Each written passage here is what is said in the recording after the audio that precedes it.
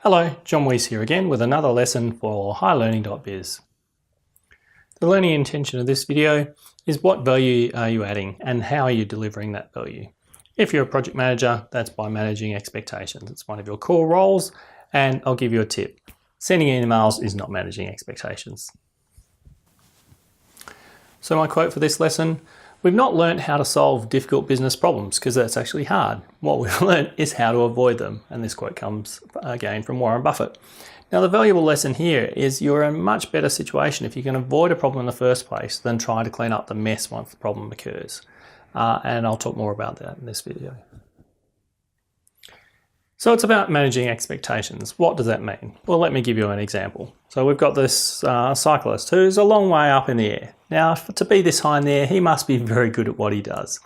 And part of that is that he's in control of the situation. And that means the control of the environment around him, the bike, the audience. He's very self-aware. Now let's go to the next slide. Now, I don't care how good this guy is, we can see, and he must be good because he's that high up.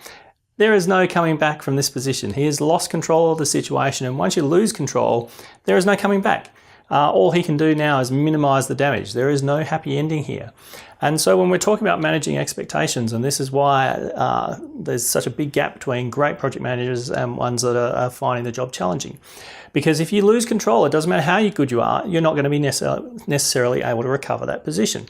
So my important message to you is, and this is the important things to learn, is that you must keep control of the situation and the expectations of all your different stakeholders when you're running a project.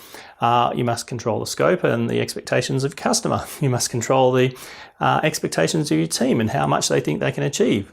And this is why it's critical to have some tools that help you manage those expectations so you're always in control, and that's how you get a good, happy ending and successful delivery. So how do you manage expectations? Well, fortunately, there's a lot of tools and techniques available to you. The obvious ones: your contract, the work breakdown structure developed from the contract and the associated project plans.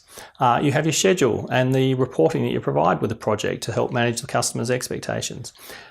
There's the stakeholder engagement plan and how you manage and engage with your stakeholders. I'm a big fan of Agile and Lean, but that's a big topic, so probably a separate training session.